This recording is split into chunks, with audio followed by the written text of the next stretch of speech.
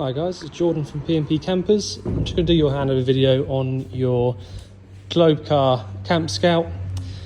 So it's a Campscout RD, and the layout in this particular vehicle is really nice because you've got a huge double bed towards the back, which you can completely remove, as I have done here. I'll explain why I've done that in a minute, just to show you a few bits in there.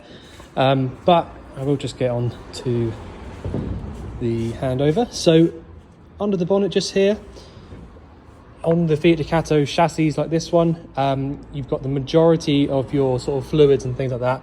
In fact, pretty much all of the fluids are over here on the left hand side. So you've got your washer fluid, power steering fluid, and your engine coolant just here. Brake fluid attached to the servo just behind that, and the engine oil is just here. You then got the engine oil dipstick just below that, the little red dipstick there. Chassis plate is just here, so 3.5 tons, and it means that you can drive it on any car license. If you well, this is on the automatic chassis as well, so just so that you know, your transmission fluid, or your automatic transmission fluid, is in that little reservoir just there. Air filter sits inside this little cover here, and the fuel filter is over there on the right. What I was going to say was, if you wanted to jump start the vehicle, instead of having to get to the engine battery, which is just down here under this little bit of carpet, there's a cover that gives you access to the engine battery. But if you didn't want to do that, which is a little bit of a faff if you're on the side of the road, I suppose, you can jump start it from under the bonnet, so they've given you some jump starting points.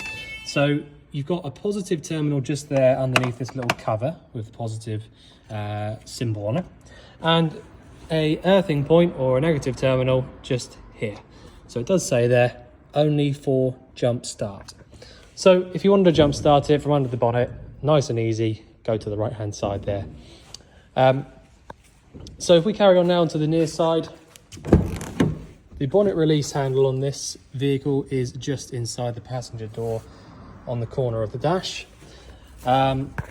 You have got an EBL unit under here. This is an EBL 99 system, and this is basically what's called your power supply unit, and essentially controls everything 12 volt and mains powered for the entire vehicle. You've then got next door to that your diesel filling point just here. So diesel goes in there. There's no AdBlue to worry about or anything like that. It's all just purely just diesel. A bit further on, we've got the toilet cassette locker and the waste drain off handle underneath there. So the waste drain is just wastewater, so anything that's gone down a sink or the shower, nothing to do with the toilet. But all you have to do, you've got this removable handle here, which I will leave in the glove box, but you open this up just by turning it like this, and it will drain out any wastewater from the draining point underneath. So this handle here, I'm just going to leave in the glove box where I found it. So the toilet cassette locker, as I said, is the next bit there. Now to get this to open up, you've got to press the button here and here at the same time. So if I just do that, that then opens up the locker so you can get inside. So the actual cassette itself is really simple. You've got a fresh water flush. So all that really means is that you need to have a little bit of fresh water, at least in the water tank, in order to flush this toilet. To actually remove the cassette itself, lift up on the little yellow tab and pull the whole thing towards you. You will then, I'll just drop that down, be able to remove the entire thing. I'll put that back in afterwards whilst I've got two hands. So the cassette itself is really simple. You basically drain out whatever's in the cassette from here. So that is your draining point there. When you're draining it out, you should be holding down the little yellow button, which will become easy when you're doing it because you've got to hold it from back here.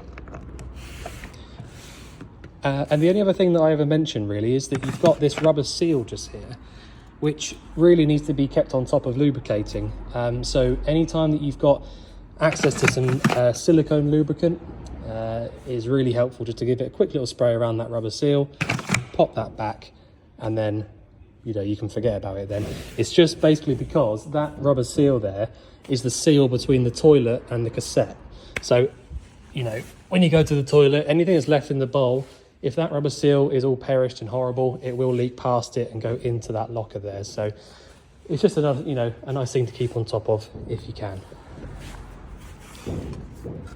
Hookup point. So if you do have access to a hookup cable, it does make life very, very easy. It means that you haven't got to worry about the voltage in your leisure battery. It also means that you have access to any 240 volt appliances inside the vehicle, which in this particular van actually is quite a lot, because you can use the fridge on the mains, you can use the heating and hot water on the mains, as well as gas. So having access to that hookup cable in this particular case is quite helpful. This vent just here says Trumer on it. This is the vent for your boiler. So if you're using the boiler on gas mainly, you'll get this, but if you're using the boiler at all, if you want to make sure that it's working, you should have some hot air pumping out through the bottom of this vent. So if you just put your hand here like this, you will then feel the hot air coming out. So at the back of the vehicle, you can see I have taken out the 2 bed slats and the mattresses, and that is purely just so that I can show you all the stuff that we've got underneath in all these little sort of gubbins around the sides. Now, obviously that doesn't mean that you have to take all of the stuff off just to get to anything. It's only because I'm having to show you everything all at this one time, so don't worry about that. And plus, to be completely fair, it took me about 2 minutes to take all of this out, so it's really nice and easy to take it all in and out. So on the near side still, at the very back here, we have got the gas locker. Now this, when they were building this vehicle, I think Deathlefts is the company that owns Globevan. Don't hold me to that, might be wrong, but I'm pretty sure they are. When they're building it, they've obviously thought it through massively, because I'll just push that through. I'll put that back on in a minute. So they've put this little cover here so that you can, if you don't break it like I have, I will sort this in just a minute, don't worry. But basically you can get into this little cupboard once I've sorted the lock out that I've broken. You can get into this little locker here in order to reach your hand in and quickly turn the gas off if you should ever need to. Now obviously you can get into here via the main door, but if you have got this whole rear section covered up, you're going to struggle to open the door up. So this is why this is here, just in case you ever needed to just really quickly jump in there and turn it off. So the gas locker itself, you have got space in here for 2 larger bottles, so it looks like you could fit 2 13 kilo propane bottles in here.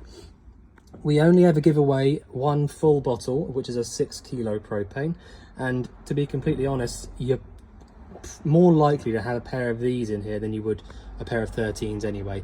But the option is there for you. You have got the larger size gas locker if you ever needed it. To turn the bottle on, you've got a dial on the top there. Anti-clockwise round to the left will turn the bottle on, and clockwise round to the right will turn it off. It is directly connected to your regulator up there. The regulator looks relatively new to me. And so, yeah, all you need to know really in regards to the actual gas is that you should turn it off before you start driving, and then obviously turn it on when you get to wherever you're going. As part of the habitation check, we obviously have to do a full pressurization and make sure there's no leaks anywhere. So everything in this particular vehicle is all good. You do have a couple of access points to the freshwater tank over on this right hand side here on the off side, but I will show you what, actually no, I'll tell you what, I'll just show you what that does now. So because it's just here towards the back, I'm going to do this now quick. So this little twisty dial at the top of this tank is the freshwater draining point. So if you wanted to drain the fresh water out of the tank, twist this, and basically what happens is it kind of shrinks down a little bung inside of it and allows you to drain the water out from there. Now this particular vehicle's got a submersible water pump, which means the actual pump itself sits inside the tank, which is directly connected up to this red point just here, So if you ever did need to replace the pump and you're sort of quite a handy person who could do it yourself, it's not a very difficult job. All you have to do, open up the red dial, the red sort of cap just there, reach your hand in. This will be the power cable for it, with that little bung there, and this is the sort of pipe that comes off from it. So this is the pipe that sucks the water through and goes off into the vehicle, and as I say, this is the power cable for it. So nice and easy, and also really, really easy to get to. And you know, a lot of the time when we're doing work on these vehicles, you know, you have to get really creative as to how you get to these things, but as you can see, very, very simple. Right, so because we've just seen that the freshwater tank is just there, it only makes sense that the freshwater filling point is just here as well. So push in and round to the right until that stops. You will then be able to put your key in, if you have the key on you, unlike me. Well, this video's not got off to a very good start, has it?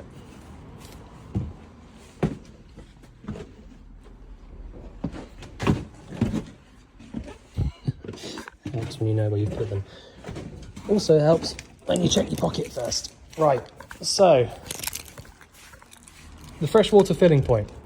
Once you've pushed it in and round to the right until it stops, like I have done now, you can then put this key in here, this kind of rectangular shaped one, pop the key in, and then twist it whichever way it will go until it stops.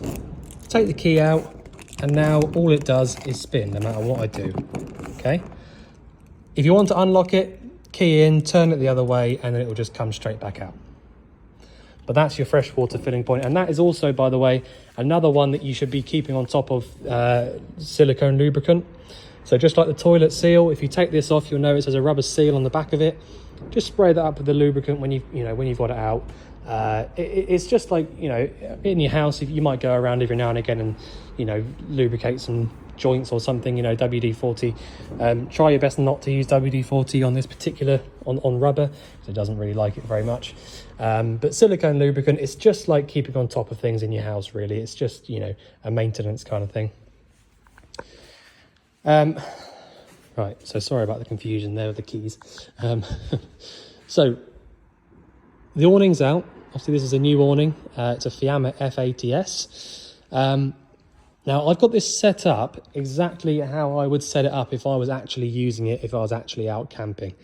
And the only thing really that I've done that you might not have thought about or known is to have left one side of the awning slightly lower, so you've got a little bit of a tilt on the lead bar there. And the only reason for that really is that if it's raining outside, the rain won't pool up on the top of it, and it'll come down and it'll drain off from this one side. So it doesn't matter which side you do that on, just as long as you've got it up on one side, it really, really helps to stop that water pooling up. The awning itself, as it's brand new, is absolutely lovely to use, really, really smooth. And, you know, there's only really a couple of things I need to show you. So you get the winder with the awning just there, that's the winder for it. All you have to do essentially is pop the winder into the little mechanism up there and twist it until it starts coming out. Once it starts coming out and you've got it to a point where you can actually grab it, so it's not too high for you to grab, you can then, ideally, if there is two of you, one person will just keep a hold of it just to take the weight of it and then wind it out to wherever you need it to be. Once you've got it out to where you need it to be, you can then look at pulling these legs out. So the legs, literally, all you have to do is it'll be popped in here, so you just pop it out of there and then pull it out a little bit up here. The leg will then fold down to this sort of position here, and then all you have to do is loosen off this little grip here and set your height, and that is it. You can, if you want to, put your little tent pegs in the feet down there, but that truly is, you know, that is it. The only other thing I will mention is that when you put the legs back away, obviously you have to make sure that the height is all the way up. So you loosen this off and push this up to the top. But the main thing you have to look out for is that these feet should be running along the back end of the lead bar. So basically the feet need to be touching the back. And the only reason I say that is if you have the feet coming out, you know, laying flat but out this way, then basically what will happen is when you try and wind it all the way in, it'll catch because it's not got quite enough space to close fully, which then means it's not locked. So you get the hang of it really, really quickly. And actually there is another video on this channel just to show you how to use it in a bit more detail, but it's quite difficult to show you with one hand.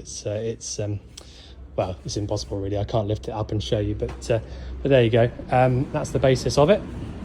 So the cab itself in this particular vehicle is a super high spec, much like the rest of it. Now, when I say super high spec, I actually really mean it, because it's got things in here that I've actually never seen before, and I've been doing this for a long time now. So you've got this little bit up here. I have seen these before, but again, very, very rare thing to have. So basically you've got this fixed point just here on top of the dash. This then clips straight into it like that, and then that's basically like a phone holder, charger I think as well. I'm sure you can charge things on it as well. But yeah, nice little factory extra.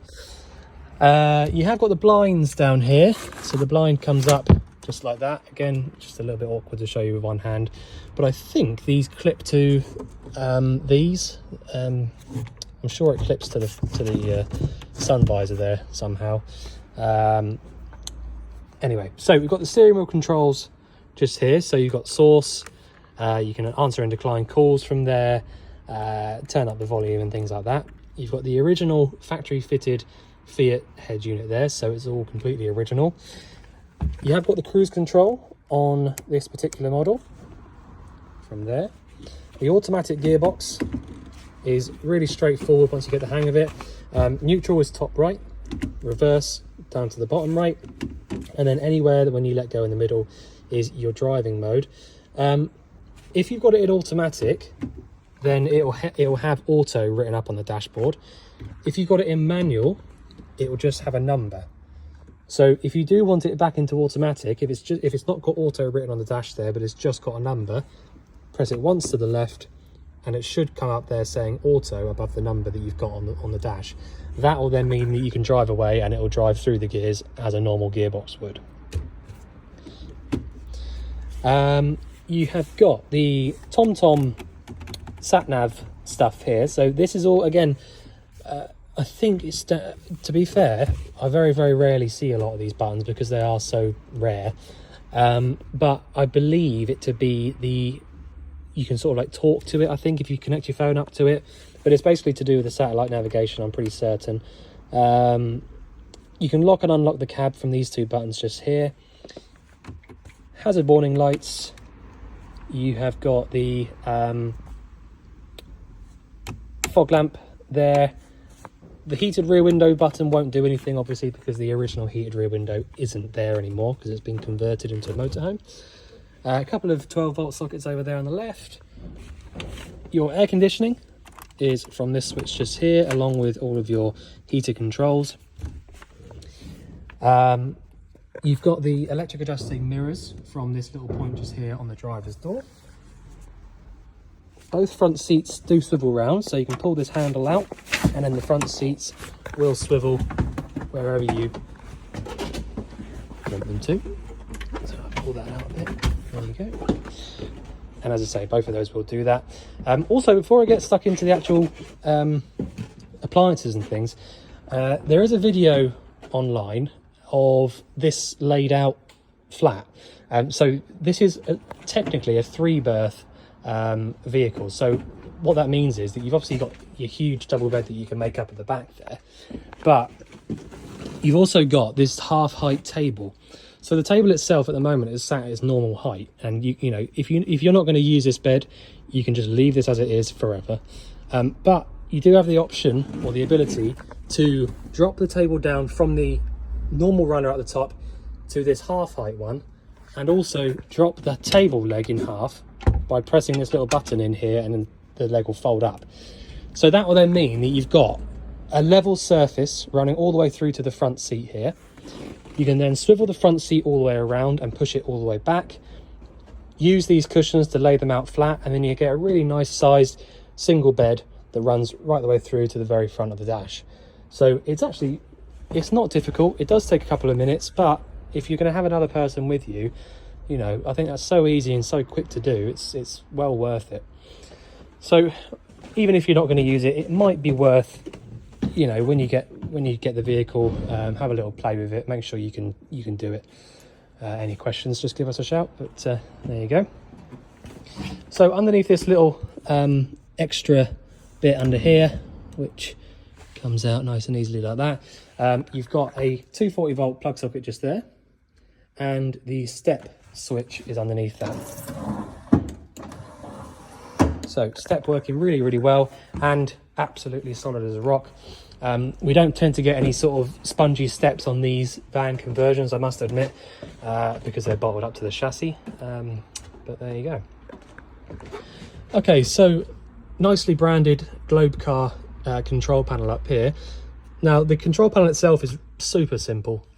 There's really nothing to it, but if you want to turn your 12 volt system on, you turn it on from here, and once you've done that, you get a little green light come on there telling you it's on. If you've got the electric hookup plugged in, you will have this little symbol up here lit up in like an amber color. That just essentially tells you that the hookup is on and it's working. You've then got a couple of battery testing points. So if I press up on this little button here, that's telling us the engine battery, because there's a battery in the front. So 12.5 volts in that. That's absolutely perfect for a resting battery rate. And if I press down here, it's going to show us the leisure battery voltage, 12.5, also absolutely perfect. Same again, we've got a level indicator over here. So fresh water, push up, 25%, and wastewater, empty. So, you know, that really is it. That's the whole control panel. There's no pump switch because the pump's submersible, which means that it works via 12 volt power. So every single tap, even the toilet as well, in this whole van has got what's called a micro switch inside the tap. Now what the micro switch does is it senses when you pull the tap open, it opens up a little circuit and switches that pump on, so that the pump will only ever run if a tap is open. The reason that's important really is because if you had a normal inline pump, the very second there's a leak somewhere, the pump will kick in and kick in and kick in because it tries to get up to pressure again. Whereas a submersible pump doesn't have to get to pressure in order to work. So if you did have a leak in this vehicle, it's not going to be half as bad as it would be with an inline pump. That's the main difference. All right, whilst we're here, we might as well talk through the other bits that are here. So you've got the boiler controls, which are these two here. Before I do that, I will, just because of this is a sort of order you have to do, you know, this sort of thing in. Before I do that, I will just explain to you, once you've turned the 12 volt power on and you've made sure that you've got fresh water in the tank, which we do, the absolute first thing you need to do is come over to the sink just here and just make sure that you've got water in the system. So to do that, we go over to the right for the cold and pull the tap up. So we've got good pressure there. Turn that off. So I was looking for sort of coughing, spluttering, you know, no water coming through, that sort of stuff. Go to the hot side. Same again. So now, just literally by doing that, I can know for an absolute fact that there's no leaks, there's pressure in the water system, and the boiler is full of water. Okay, if the boiler was empty of water, which the drain is just down in that little hole down there, which I'll show you in a minute, but if the boiler was empty of water, you wouldn't have got any water coming through that hot side just then. So it's just really important to just check that you've got water on hot and cold. Once you've done that, you can forget about it and you can go ahead and use whatever you want. So once you've done that, you can then come up to these dials here that say combi on them. Now, the reason you've got two dials is because you've got the option on this particular vehicle of using it on gas, electric, or both at the same time. So if I want to use the boiler on gas only, which I'm going to have to do at the moment because I've only got the gas on, I don't have the hookup plugged in, I'll leave it on this one here, which is gas only. If I had the electric hookup plugged in and I didn't have any gas, I would go up 1 or up 2 for 4 or 8 amps of electric power from the hookup. If I had both and I was in a real hurry for whatever I was telling the boiler to do, I'd go down 1 or down 2 for gas and electric at the same time. But at the moment, I've only got the gas on, so I'm going to have to leave it on gas. The right hand side one is telling the boiler what to actually do. So if I want hot water only, so on a day like today, I certainly don't want the heating on, but I might still want hot water for a shower or for washing up or whatever, I would go up 1 or up 2 for 40 or 60 degrees of hot water. Okay, so it's going to be doing it on the gas only and hot water only. All the time the amber light's on, it's telling us that the water is heating up. So now, if I just go round to the outside, and actually I'm just hoping that I have actually turned the gas on. Yep, I have done. We should, there you go, hot air coming out of this already. All right, so that's a sure way to know that the boiler is working as it should, is to come around here and physically put your hand underneath this vent. You can probably hear it as well.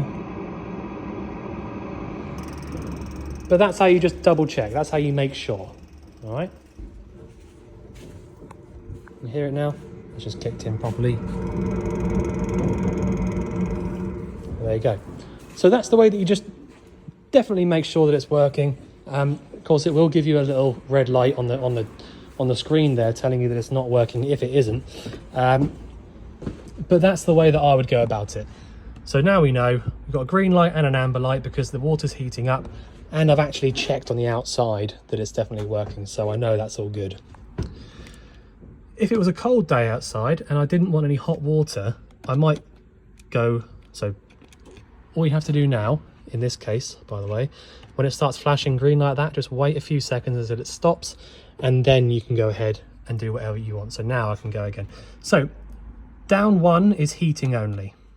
All right, so we shouldn't get the amber light come on now. Should just stay green. You will still get the heating coming out, the hot air coming out the back end of the vehicle, but you will then now start to get heating pumping out through any of these little circular vents that are around the van. So there's one down there and one over there. So it really, really evenly distributes the hot air that it creates around the vehicle. Even though it's a small van, it just nice and evenly distributes. And the last way to use the boiler is if you wanted heating and hot water. So you go down to the bottom, amber light will come back on again to tell us that the water's being heated up. And then that's it. So that's heating and hot water. So back up to the middle, turns the whole boiler off. And as I said, you will get the green light flashing at you, just telling you that it's cooling itself down. Okay, so you've got the 2-burner hob just here. Now you will need a igniter of some description to light either of these two up because they haven't got an ignition on them themselves. A light under here, nice LED light under the counter so you can see what you're doing. And you've obviously got your 2 seat belts just here as well. So always a really nice thing to have. It's not always a given on these particular vehicles to have seat belts here. You might think that it would be, but it's not. So really, really helpful to have those there. TV above that already fitted as well. Now if I just make sure there's nothing in this cupboard I'm missing out, which there is. Right, so in this cupboard behind the TV, you've got, not in the cupboard, but you've got a mains powered socket, 12 volt and an aerial point just here. You've then got your TV aerial booster, which has got a little switch up here to turn it on and off, and all of the wiring and the controller for your solar panel. This is a duo controller. I'm assuming that we've fitted this because it all looks like the parts that we would use. So a Victron Energy panel and controller here. Now this is a duo controller, which means that both the engine and the leisure batteries are both being charged up at the same time. Obviously I'm inside at the moment, so we're not going to be getting any solar power onto the battery as we speak, which is why it's not up at something like 14, but there you go. So that's the controller for that. You don't need to do anything with that, you just leave it as it is and it will charge up the batteries as it goes. Right, I'll just pop this TV back away now. Right, so the bathroom area in this particular vehicle is quite clever. Sorry, my camera's playing up now. So if we pull this screen across here, it does then give us access and reveal the toilet and the sink. So the toilet in here is the only part I tend to run through, to be honest, because the rest of it's just a tap. So you've got a blue button at the back of the toilet there. So if I press on that blue button, flush fluid pumps around, and so that's how you flush the toilet. You've then got a little handle here which will open up the cassette to allow anything in there to drain into the cassette, and that's it. Nice and easy.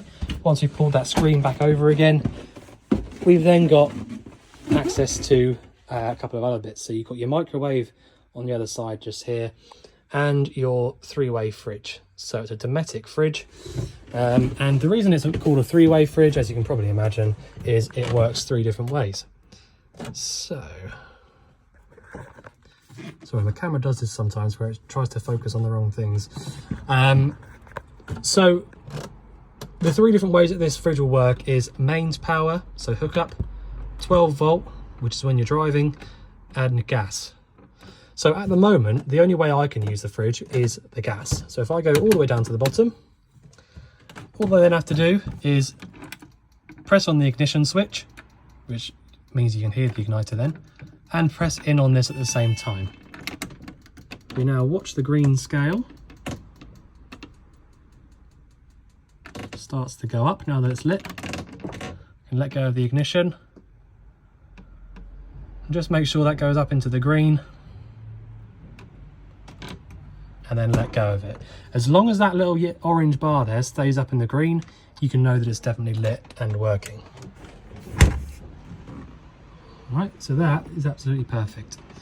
So that's how you light the fridge up on gas. Now that will take a few hours to actually get cold, but there you go, that's it. If you didn't have the gas, but you did have the electric hookup plugged in, you might select it here, which will basically just start to cool the fridge down via the element in the back. So the gas and the 240 volt are the only 2 ways that the fridge will get cold, by themselves. So you have to pre-cool the fridge before you leave in order to switch it down here to 12 volt when you're driving. So the 12 volt one there only really keeps the temperature that you've already put into the fridge, and it uses the engine basically to keep it cold.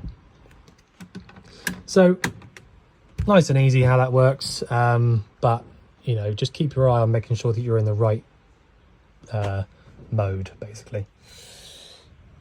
Right, so as I said, I've opened up these side lockers here so that we can see what we've got going on. So these are both access to the fresh tank.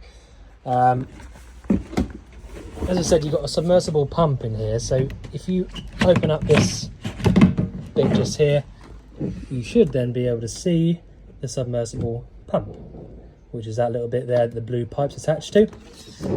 So as I said, really good thinking from the manufacturer there to give you that much access. You've also got really good access to the boiler as well, which is over on the other side. So this is the top of the boiler. This is the newer style boiler, as opposed to, well, the older one. I realise that's a bit silly to say. Right, down here we've got a couple of gas isolators. So at the top here we've got the boiler isolator. The middle one, let me have a look at that. The middle one's not being used, it's been capped off, which is why it hasn't got a sticker on it. And the bottom one there is for the 2-burner hob. You've also got a couple of gas isolators in this cupboard here.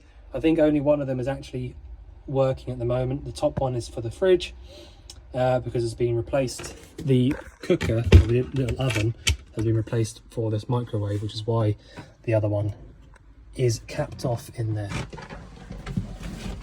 Okay, so nice big skylight above your head in the back end here. Just trying to see if there's anything else I need to go through. So I've shown you the fridge, shown you the boiler, cab's been gone through. I'm glad that I came in from the outside before we start the video. Yeah, so I think that's about it really. If there's anything you think I've missed out or anything you'd like going over again, just let us know. But otherwise, we look forward to seeing you soon to collect your vehicle. Thanks very much.